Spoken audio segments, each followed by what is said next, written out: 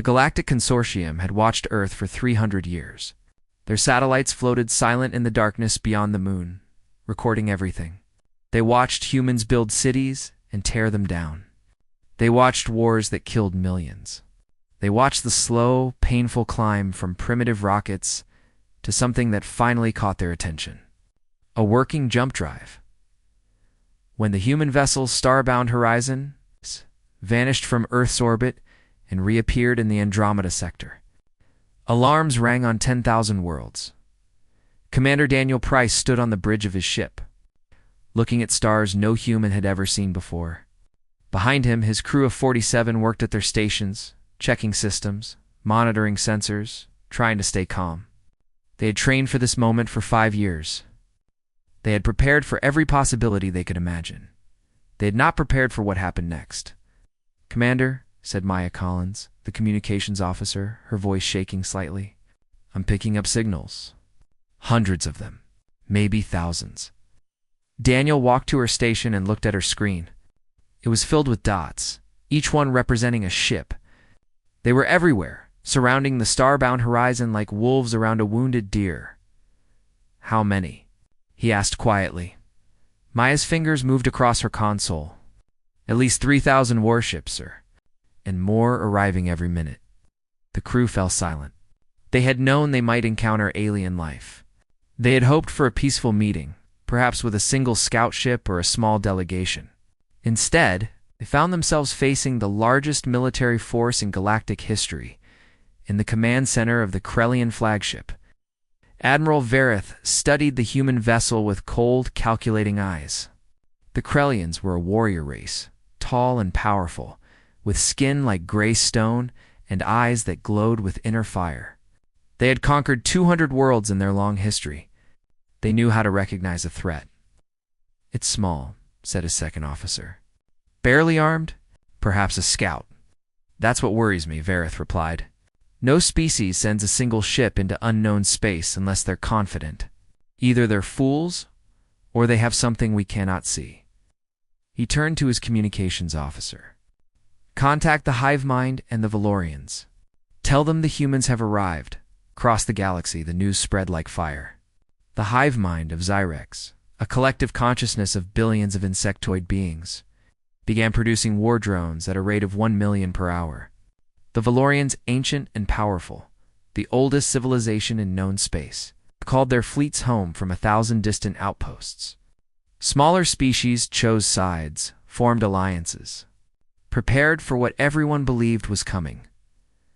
War on the starbound horizon. Daniel gathered his senior officers in the conference room, Dr. Hannah Webb. The medical officer sat with her hands folded, her face calm, but her eyes worried. Chief Engineer Samuel Torres leaned against the wall, arms crossed, already calculating how long their systems could hold out under attack. Navigation Specialist Kevin Park had charts spread across the table, marking possible escape routes. Though everyone knew there was nowhere to run. "I think we're invaders," Maya said, summarizing the alien transmissions she had managed to decode. "They're calling us a threat to galactic peace. They're mobilizing everything they have." "But we came in peace," said Hannah. "We have no weapons. We're a science vessel." "I don't know that," Daniel replied.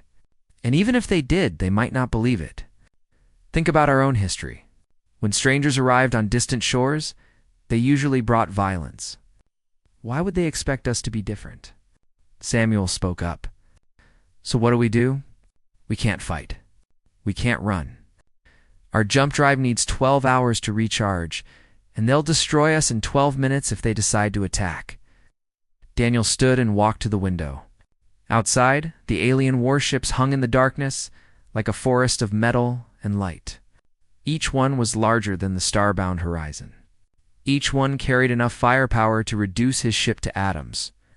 "We do what we came here to do," he said finally. "We make contact. We talk to them." "With respect, Commander," Kevin said. "They don't seem interested in talking. Then we make them interested." Daniel returned to the bridge and sat in his command chair. He took a deep breath, feeling the weight of human history on his shoulders. Every explorer who had ever set sail for unknown lands, every scientist who had ever reached for the stars, Every dreamer who had ever looked up at the night sky and wondered. They were all here with him now. In this moment, Maya, he said, open a channel. All frequencies. I want everyone to hear this. Maya's fingers trembled as she worked. Channel open, sir. Daniel spoke clearly, knowing that translation software would carry his words to every ship in the Armada. This is Commander Daniel Price of the Earth vessel Starbound Horizon. We have come from a small planet in a distant corner of this galaxy. We have come not as conquerors, but as students. We have come not with weapons, but with questions. We have come not to take, but to share. He paused, choosing his next words carefully. We know you are afraid of us. We understand. Our own history is filled with violence and war. We nearly destroyed ourselves many times before we learned a simple truth. That cooperation is stronger than competition. That friendship is more valuable than conquest. That the universe is too large and too wonderful for any one species to explore alone. In the command centers of 1,000 warships, alien beings listened. Some laughed at what they considered naive foolishness. Some dismissed it as a clever trick. But some, a few, felt something stir inside them. Something they had not felt in a very long time. Curiosity. Carry no weapons, Daniel continued. We have nothing to threaten you with. All we have are stories and music and art. And the hope that somewhere in this vast universe, we might find others who share our dream of peace. He leaned forward in his chair. We know you are preparing for war. We ask only that you give us a chance to prove we mean what we say. Send your inspectors. Search our ship. Look into our hearts. And if you still believe we are your enemies, then do what you must. But give peace a chance. Give us a chance. The transmission ended. Silence fell over the bridge. Now what? Maya asked. Daniel looked out at the waiting armada. Now we wait, he said. And we hope that somewhere out there someone is listening. On the Krellian flagship, Admiral Varoth replayed the human's message for the third time. His officers waited for his orders, weapons ready, eager for the command to attack, but Varoth did not give that command. Instead, he sat in his chair, staring at the small human ship surrounded by his mighty fleet, and wondered if perhaps, just perhaps, the universe was about to change. 3 days passed. The starbound horizon floated in the center of the alien armada like a single candle in a dark room. No one attacked. No one left. The galaxy held its breath, waiting to see what would happen next. On the 4th day, the Galactic Consortium delivered its ultimatum. Admiral Varoth's face appeared on every screen aboard the human vessel. His gray stone skin and glowing eyes made him look like a demon from ancient Earth legends. But his voice was calm and controlled. Human vessel, he said. You have entered Consortium space without permission. You have refused to identify your weapon systems. You have made claims of peace that no species in 10,000 years of galactic history has ever honored. The Consortium has reached a decision. Daniel stood before the screen, his crew gathered behind him. He said nothing, waiting. You will surrender your vessel immediately. You will submit to complete inspection. You will provide all technical specifications for your jump drive technology. You will accept permanent monitoring of your species. If you refuse any of these terms, you will be destroyed. The screen went dark. Samuel Torres broke the silence. They want our jump drive. They want to know how we got here so fast. That technology took us 50 years to develop. And if we give it to them, Kevin Park added, they'll have a weapon we can't defend against. They could reach Earth in hours instead of years. Hannah Webb shook her head. But if we don't give it to them, they'll kill us. And then they'll come to Earth anyway, and they'll take it by force. The crew began arguing, voices rising, fear and frustration filling the small bridge. Daniel listened for a moment, then raised his hand. Slowly, the noise faded. Expect us to bargain, he said quietly. They expect us to negotiate, to try to get the best deal we can, to protect our secrets while pretending to cooperate. That's what every species they've ever encountered has done. He paused, looking at each member of his crew in turn. We're not going to do that, Maya frowned. Sir, they think we're like them. They think we came here to compete, to gain advantage, to protect our interests. They can't imagine any other reason for a species to reach for the stars. Daniel walked to the main console and began entering commands. So we're going to show them something they've never seen before. On the Krellian flagship, Admiral Varath watched in confusion as the human ship's systems began to change. Power readings dropped. Shields went offline. Weapon systems, if there were any, went dark. One by one, the airlocks opened, exposing the interior of the vessel to space. What are they doing? His second officer demanded. Are they surrendering? No, Vareth said slowly, leaning forward in his chair. They're doing something else. Something I don't understand. A new transmission came from the human vessel. Commander Price appeared on the screen, standing in his bridge with the stars visible through the open airlocks behind him. Admiral Vareth, Daniel said, you asked for our surrender. We offer something better. We offer our trust. Arath's eyes narrowed. Explain. We have opened every door on our ship. We have shut down every system that could possibly be considered a threat. We are completely defenseless. Any shuttle from your fleet could dock with us right now and take whatever they wanted. We could not stop them. This is a trick, Vareth said, but his voice lacked conviction. No trick, Daniel replied. And to prove it, I'm transmitting the complete technical specifications for our jump drive. Right now. To every ship in your fleet. Samuel Torres closed his eyes, pain written on his face. 50 years of human scientific achievement, greatest technological breakthrough in Earth's history. Given away in an instant, the data streamed across consortium networks. Engineers on 1,000 ships stared at their screens in disbelief. The human technology was real. It was revolutionary.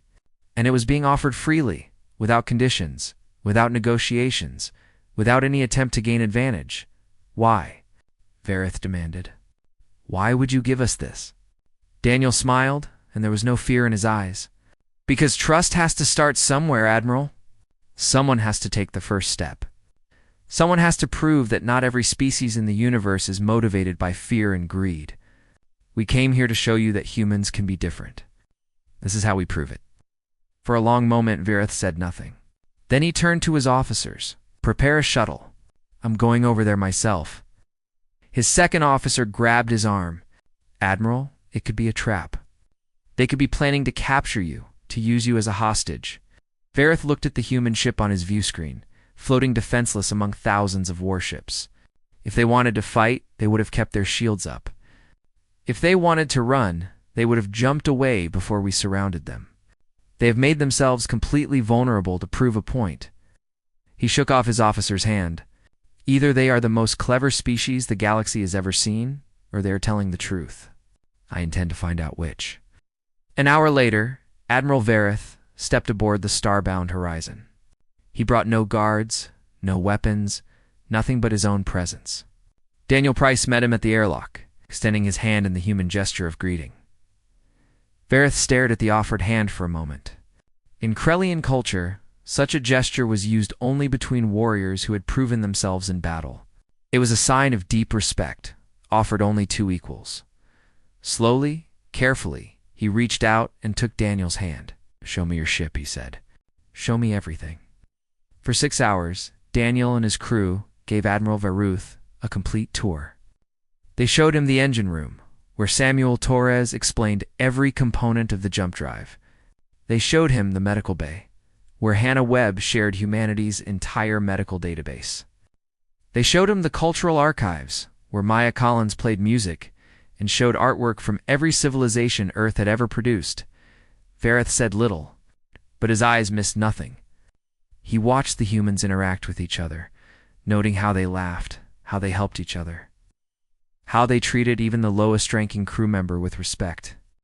He had commanded armies for 200 years. He had never seen soldiers behave this way. At the end of the tour, Daniel led Vareth to a small observation room. Through the window, they could see the armada still surrounding the ship, weapons still charged, ready to destroy them in an instant. You could have bargained, Vareth said finally. You could have used your technology as leverage. Instead, you gave it away. You made yourselves defenseless. Any strategist would call this madness. Daniel nodded. I know. But strategy assumes that everyone is playing the same game, trying to win the same prize. We're not playing that game, Admiral. We're trying to change the rules. Vareth turned to face him. And if it doesn't work, if the consortium decides to destroy you anyway, then we die, Daniel said simply. But we die having proven that it's possible to meet strangers with trust instead of fear. And maybe, someday, that example will matter. Maybe someone will remember that once. A small ship from a small planet tried something different. Vareth was silent for a long time. I have conquered worlds, he said finally. I have destroyed fleets. I have been called the greatest warrior in Krellian history.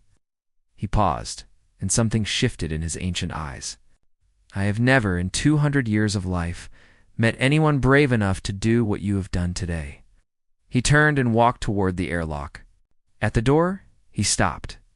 I will speak to the consortium, he said. I make no promises, but I will tell them what I have seen here.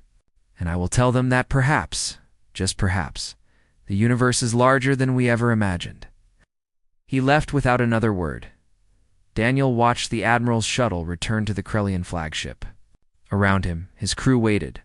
Hope and fear mixed equally in their eyes. Did it work? Maya asked. Daniel shook his head.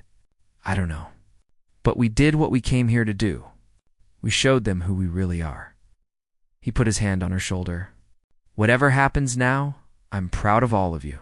Outside the window, the Armada waited. Inside the ship, 47 humans waited with them, and across the galaxy. Billions of beings waited to learn whether the universe would choose war or peace. The answer would come soon. The news of what happened aboard the Starbound. Horizons spread through the galaxy like a storm. Within hours, every species in the consortium had heard the story. A small human ship had faced the greatest military force ever assembled, and responded not with weapons or threats, but with open doors and freely shared technology.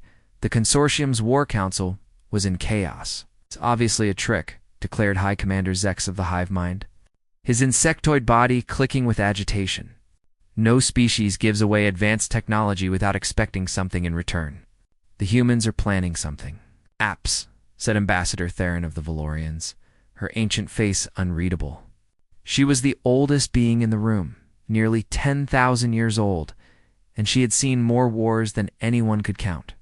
Or perhaps we are witnessing something new. Admiral Vareth stood before the council, still wearing the same uniform he had worn aboard the human ship. He had not slept since returning. He could not stop thinking about what he had seen. I walked through their ship, he said. I examined their technology. I spoke with their crew. If they are deceiving us, then they are the greatest actors in the history of the universe. But I do not believe they are acting. I believe they mean exactly what they say. What do they say? Zex demanded. Vareth paused, choosing his words carefully. They say they came to learn. They say they want to share what they have and receive what we choose to give in return. They say they believe that cooperation is better than competition, and they are willing to risk their lives to prove it. The council chamber fell silent. Impossible, Zex said finally. No species thinks that way. We did once, Theron said quietly. 10,000 years ago, when we were young, we dreamed of a universe where all beings could live in peace. We forgot that dream somewhere along the way. Perhaps the humans are here to remind us. The debate continued for days. Meanwhile, on the starbound horizon, life went on. Cultural Liaison Officer Rachel Morgan had an idea. She requested permission from Commander Price to begin what she called exchange sessions, inviting small groups of aliens aboard the ship to experience human culture. Daniel agreed. Though he warned her that few aliens would accept, he was wrong. The first visitor was a young Krellian soldier named Vex. He came aboard nervous and suspicious, hand never far from the ceremonial blade at his belt. Rachel met him at the airlock with a warm smile and led him to a small room she had prepared. What is this? Vex asked, looking at the strange objects arranged around the room. There were paintings on the walls, sculptures on pedestals, and a strange wooden object with strings stretched across its body. This is human art, Rachel said. And this, she picked up the wooden object, is called a violin. She began to play. The sound that filled the room was unlike anything Vex had ever heard. It was not like the war drums of his people, or the electronic signals of the hive mind, or the ancient chants of the Valorians. It was something entirely new, a sound that seemed to speak directly to his heart. He did not understand why his eyes were wet. Krellians did not cry. They were warriors, bred for battle, trained to suppress emotion. But as the music continued, something inside him broke open, and tears rolled down his stone-gray cheeks. When the music stopped, he sat in silence for a long time. Why? He finally asked. Why does it make me feel this way? Rachel set down the violin and sat beside him. Because music speaks to the part of us that words cannot reach. It reminds us that we are more than just soldiers, or workers, or rulers. We are beings capable of feeling beauty. Vex looked at her with new eyes. I thought humans were weak. I thought your offer of peace was cowardice. But this, he gestured at the room around them, this is not weakness. This is something I do not have words for. Perhaps, Rachel said gently, it is strength of a different kind. Word spread among the alien fleets. More visitors came. A hive mind drone, supposedly without individual consciousness, requested to hear something called jazz after intercepting a transmission. When the music played, the drone sat perfectly still, but its antennae moved in patterns that the other hive mind members had never seen before. Later, scientists would discover that the drone had developed individual thoughts for the first time in its existence. Ambassador Theron herself visited, spending hours in the ship's library, reading human poetry. She was particularly moved by a short poem about forgiveness written by a human who had suffered greatly in one of Earth's many wars. She read it 17 times. How can you forgive? She asked Daniel later. Your species has hurt each other so badly. How do you move past the pain? Daniel thought about the question for a long time. We don't forget, he said finally, but we choose to believe that the future can be different from the past. We choose to give each other another chance. It doesn't always work. Sometimes we fail, and the old hatreds return. But we keep trying because the alternative is to be trapped in our pain forever. Theron nodded slowly. My people conquered 100 worlds. We told ourselves it was necessary, that the universe was dangerous, that only the strong could survive. But I wonder now if we were simply afraid. Afraid that if we showed mercy, others would see it as weakness and destroy us.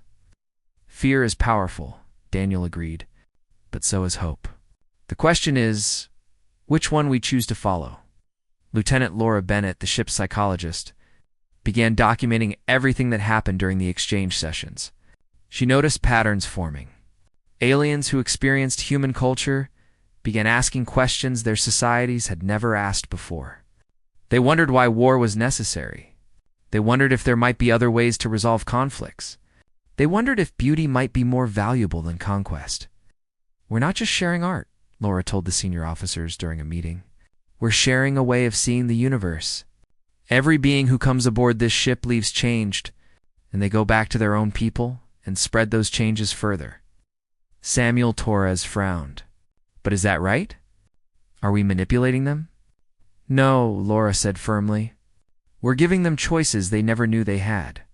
What they do with those choices is up to them. We're not forcing anyone to change. We're just showing them possibilities. Meanwhile, Admiral Verith received troubling reports. Soldiers throughout the fleet were requesting transfers away from combat positions. They wanted to visit the human ship. They wanted to learn music. They wanted to read poetry. Discipline was breaking down, not through rebellion, but through curiosity. For the first time in his long career, Verith faced a problem he could not solve with force. He returned to the starbound horizon, alone, and found Commander Price in the observation room where they had spoken before. What have you done to my soldiers? Verith demanded. Daniel turned from the window. We showed them that they could be more than warriors. We showed them that there is beauty in the universe worth protecting, not just enemies worth destroying. Have weakened them, have we? Daniel asked. Or have we awakened something in them that was always there, just waiting for permission to emerge? Verith had no answer. Admiral, Daniel said, I know you see this as a threat to your way of life, but consider, What if your way of life was never truly living? What if there is more to existence than conquest and control? What if the universe is not a battlefield, but a garden, waiting to be cultivated? Vareth stood at the window, looking out at the stars. He had spent 200 years fighting for those stars, claiming them for his people, believing that was the only way to survive. But now, watching a Krellian soldier laugh at a human joke through one of the ship's windows, seeing a hive mind drone hum a tune it had learned that morning, observing Valorian elders discussing philosophy with young human scientists, he wondered if perhaps there was another way. Perhaps there had always been another way. He just had not been brave enough to see it. "Commander Price," he said finally, "I believe I owe you an apology. And perhaps more than that, I believe I owe you my gratitude." Daniel smiled and extended his hand once more. This time, Vareth took it without hesitation. "Welcome to humanity," Daniel said. "We're glad you could join us." Outside the window, among the waiting warships, something had changed. The weapons were still armed. The crews were still ready for battle. But in the hearts of those who had visited the starbound horizon, seeds had been planted, seeds of harmony, and soon they would begin to grow. 6 months had passed since the starbound horizon first appeared in Consortium space. In that time, the galaxy had begun to transform in ways no one could have predicted. It started small. A Krellian commander refused to fire on a defenseless transport ship, citing unnecessary violence. A hive mind production facility stopped manufacturing weapons and began producing musical instruments instead. A Valorian governor freed the slaves on her planet and invited them to live as equals. Each act of mercy inspired another. Each gesture of peace encouraged more. The old ways, the ways of fear and conquest, began to crumble like ancient stone walls too long neglected. The consortiums. War Council met for what would be their final session. High Commander Zex of the Hive Mind spoke first. "Our drones are malfunctioning," he said, his voice carrying a strange new uncertainty. "They are developing individual thoughts. They are asking questions. They are refusing orders that involve harming others." "Is this not a crisis?" asked one of the junior representatives. Zax paused. "I thought so at first. But then I spoke with one of them directly, for the first time in my existence. She told me that she was happy. She told me that she wanted to create, not destroy. She told me that she loved me." The chamber fell silent. "A drone does not love," someone said. "A drone cannot love." "I thought so too," Zex replied. "I was wrong." Admiral Vareth stood to address the council. He had changed in the past 6 months. The hard lines of his face had softened. His glowing eyes, once cold and calculating, now held something that looked almost like warmth. "I have served the Krellian Empire for 200 years," he said. "I have conquered worlds and destroyed civilizations. I was proud of my service. I believed I was making the galaxy safe for my people." He paused, gathering his thoughts. "I was lying to myself. I was not making the galaxy safe. I was making it afraid. And fear breeds more fear, more violence, more war. It never ends." He looked around the chamber at beings he had known for centuries, allies and rivals, friends and enemies. The humans showed us another way. They proved that it is possible to meet strangers with trust instead of suspicion. They gave us their greatest technology without asking for anything in return. They opened their doors when we expected them to build walls. His voice grew stronger. And in doing so, they accomplished what 10,000 years of war could never achieve. They made us question everything we believed. Ambassador Theron rose to speak. At nearly 10,000 years old, she commanded respect that no other being in the galaxy could match. When she spoke, everyone listened. "I have lived longer than anyone in this room," she said. "I have seen empires rise and fall.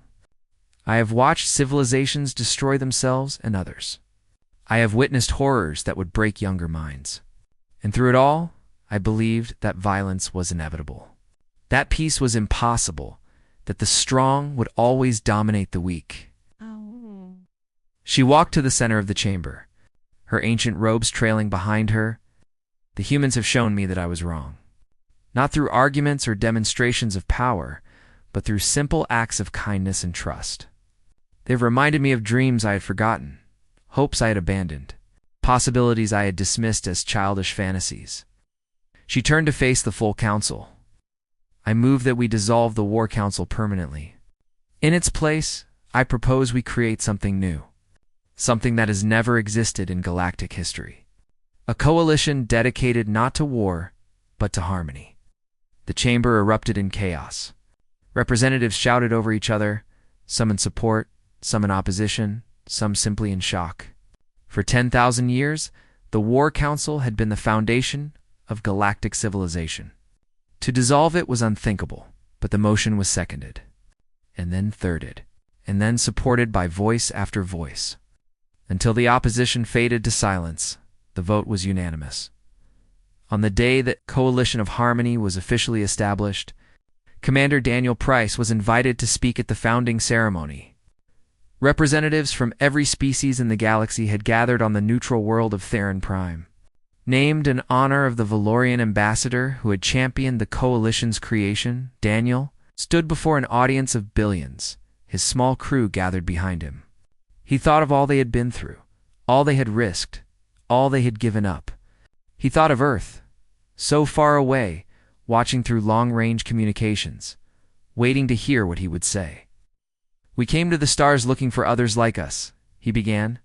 "We hoped we might find intelligent life, beings we could talk to, learn from, share with. What we found was something better." Paused, looking out at the assembled beings. So different in form and thought and history, yet united in this moment by a shared hope. We found others different from us. Beings with perspectives we could never have imagined. Wisdom we could never have gained alone. Beauty we could never have created ourselves. In finding them, we learned something important about ourselves.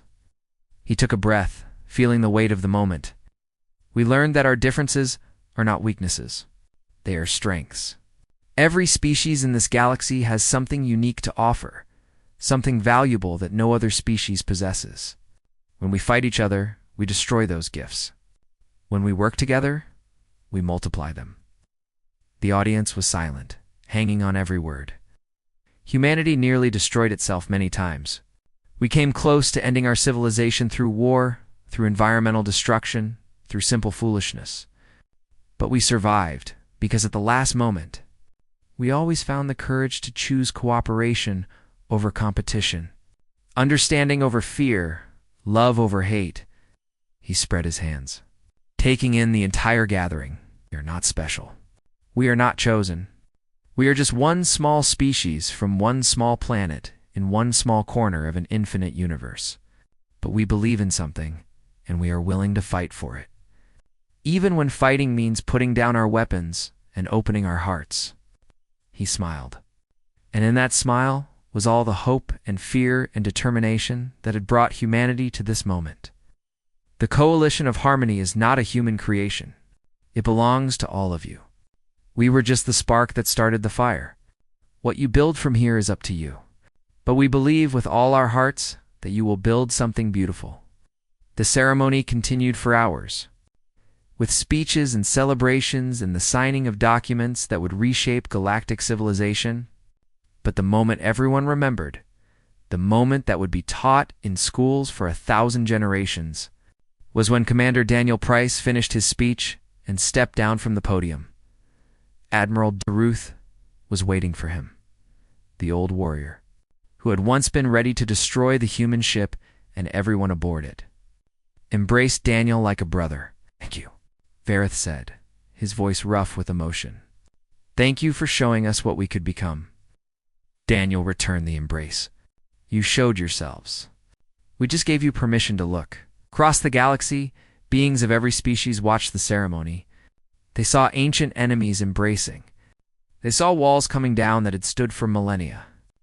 They saw the beginning of something new and wonderful and terrifying and hopeful.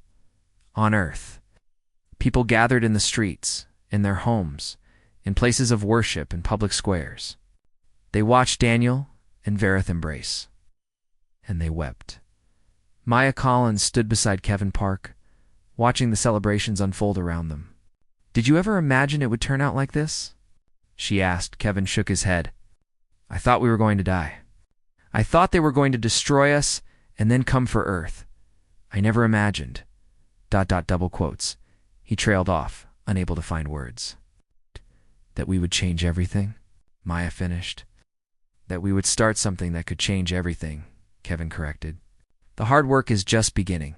He was right. The coalition of harmony was a promise, not a guarantee. There would be challenges ahead, conflicts and setbacks, and moments when the old ways would seem easier than the new. The galaxy had spent 10,000 years learning to fear and fight. It would not unlearn those lessons overnight. But something had changed. Something fundamental and irreversible.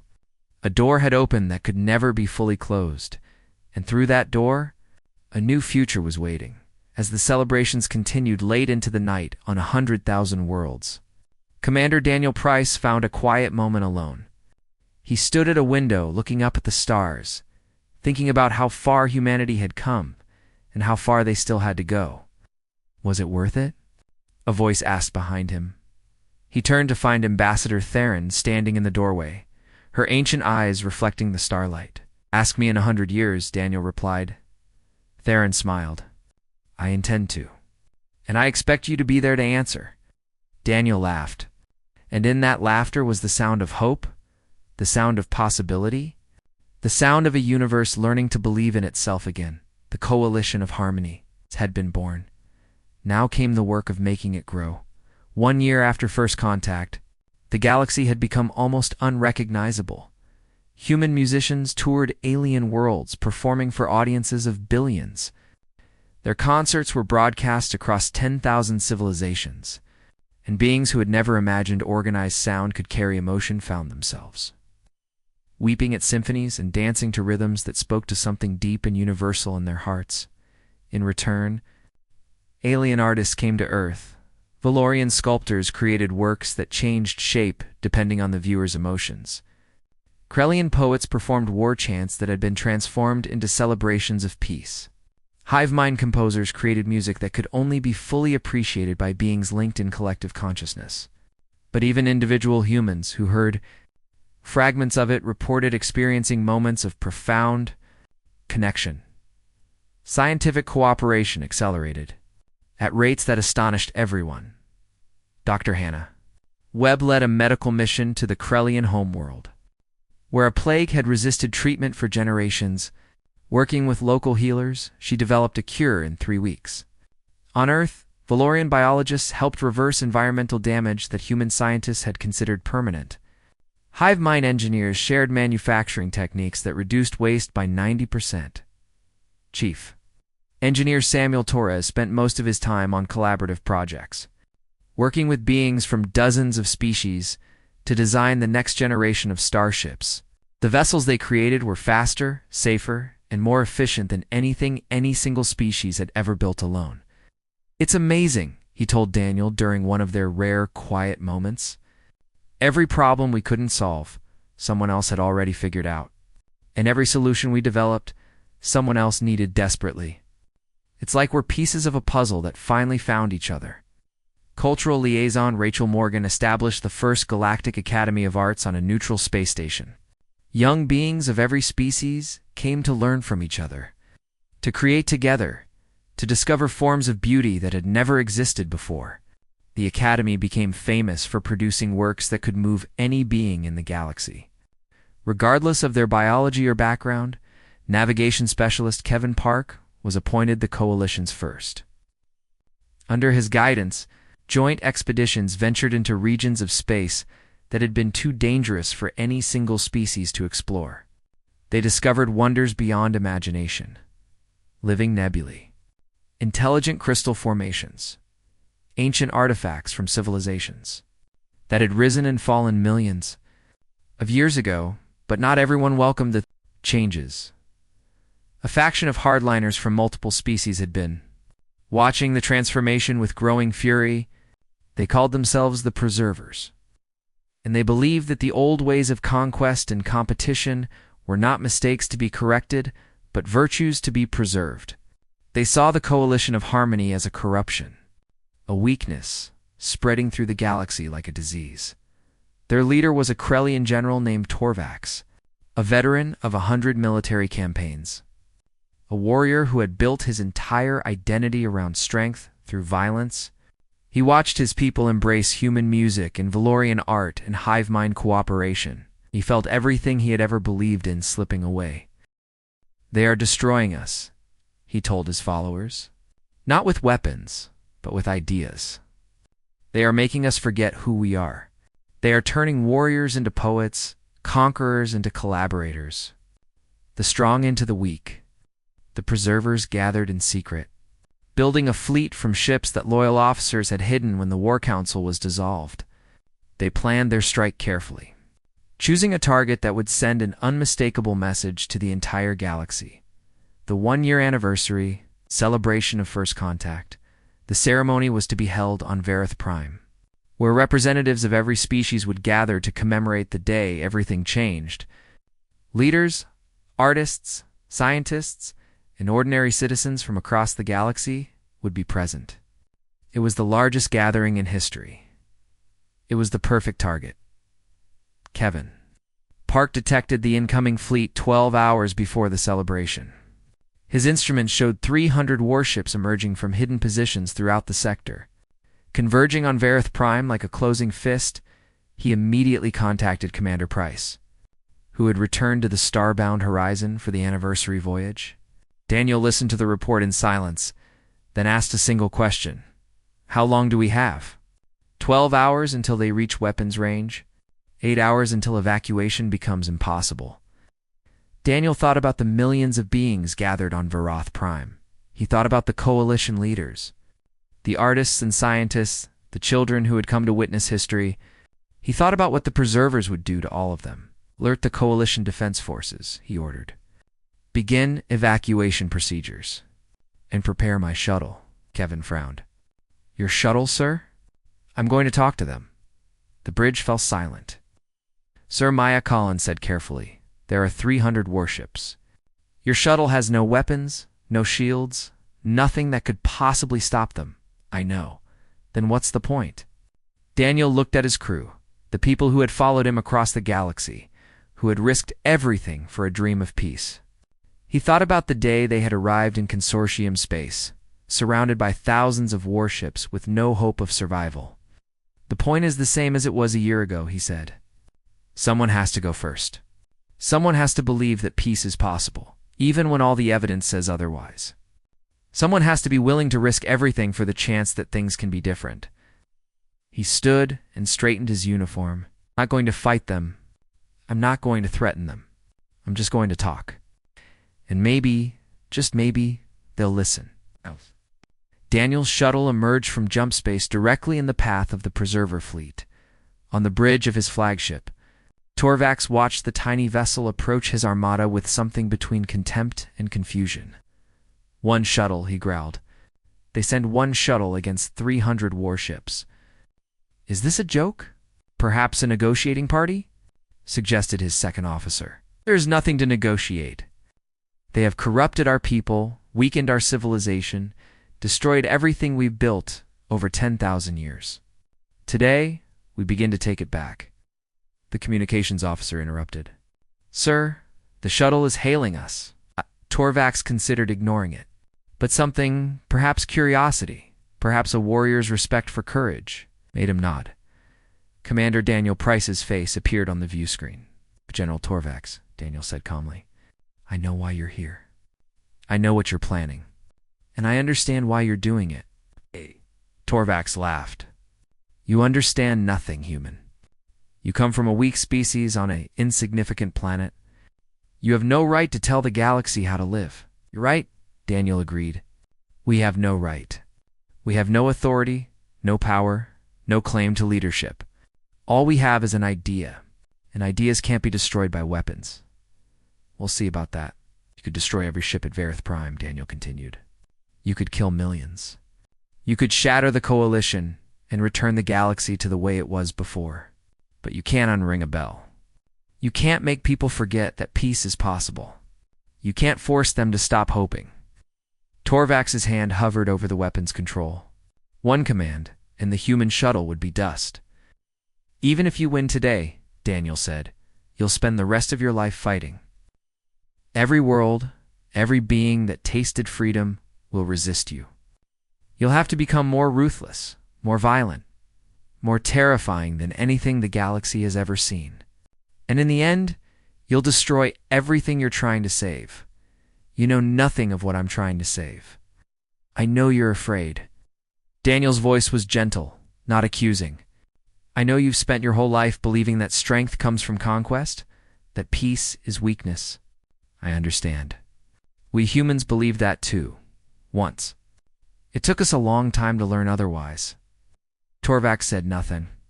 You could destroy me, Daniel said. You could destroy the celebration. You could kill everyone I care about. And then what? The coalition would hunt you down. Your children would grow up as fugitives. Your name would be remembered only as a destroyer of hope. He leaned forward in his chair. You could come to the celebration. You could see what we've built. You could give peace a chance to prove itself. If you still believe in war afterward, I'll escort you to whatever fate you choose. But give us one day. Give yourself one day to see what the galaxy could become. The bridge of the flagship was utterly silent. Torvax thought about his children back home. He thought about the young Krellian soldier, Vex, who had wept at human music and now taught others to play the violin. He thought about the 10,000 years of war that had gained his people nothing but enemies and fear. He thought about what kind of galaxy he wanted to leave behind. Slowly, his hand moved away from the weapon's control.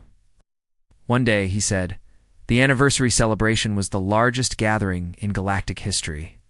Billions watched as former enemies embraced, as artists performed works of beauty that transcended species, as children of every civilization played together under alien stars.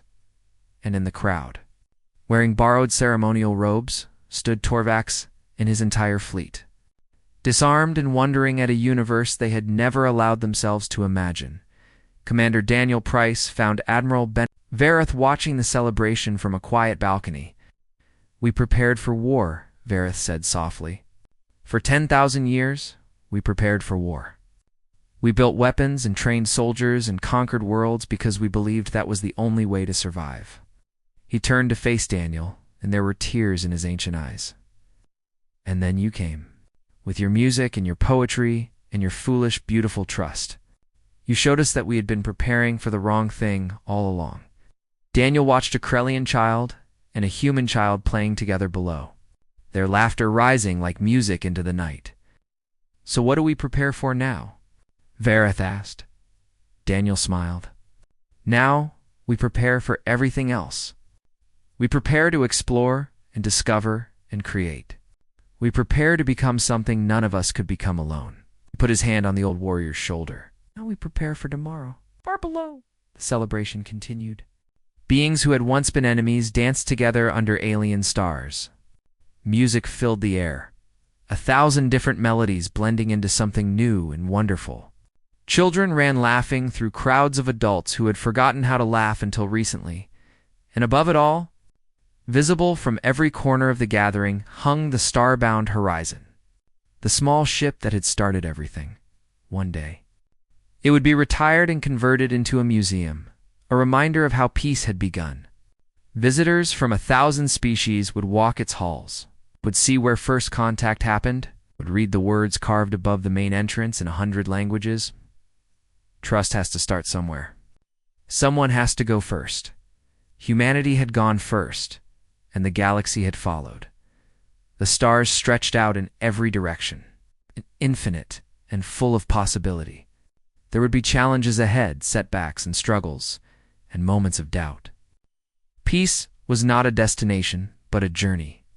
Not a victory, but a choice that had to be made again and again. But on this night, under these stars, surrounded by beings who had learned to see each other as friends instead of threats, the galaxy had never seemed so bright. The universe was vast and ancient, full of wonders waiting to be discovered. And for the first time in 10,000 years, it was also full of hope.